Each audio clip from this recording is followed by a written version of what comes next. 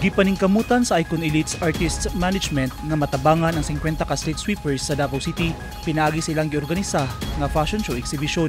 Ipahigayon ang Fashion Exhibition 2025 Creativity Matters karong Domingo, Disyembre 14 sa kamo sa Quimpo Boulevard sa Davao City. Ang fashion show for a cause, usa ka fundraising activity nga maghatag og tabang sa mga trabahante sa City Environment and Natural Resources Office, Consenro, pinaagi sa matigom nga kwarta gikan sa himong event.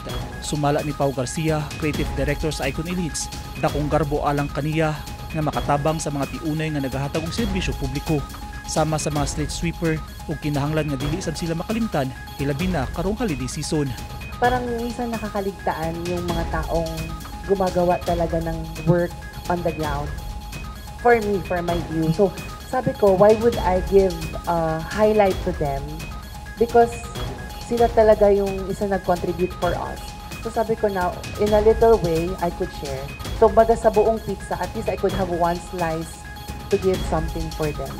So yun po, yun lang talaga yung intention and alignment of the show. Muhatag sila Garcia og Sunvisors o grocery items sa mga street sweepers isip suporta og pasalamat sa ilang serbisyo sa paghinlo aron mahimong hamugaway ang syudad.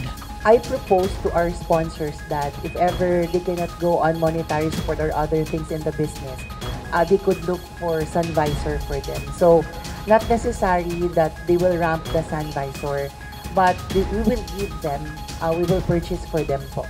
Gilauman ang usa ka gatos hantod 150 ka mga bisita kung ticket buyers, ingon man mga sponsors ang mosalmot sa aktibidad. Ang fashion show exhibition for a cause maghatag og kahayag og pagpasalamat sa mga unsung heroes nga nagtrabaho aron mamintinar ang kahindo sa Davao City. Gila ang Davao City nga pinakahindo nga syudad sa Pilipinas. Ug subay sa Pollution Index by City 2025 Midyear Numbeo, ikadua ang Davao City nga pinakahindo nga syudad sa Southeast Asia sunod sa Singapore. Eugene Hinutan, Newsline Philippines. Stay safe.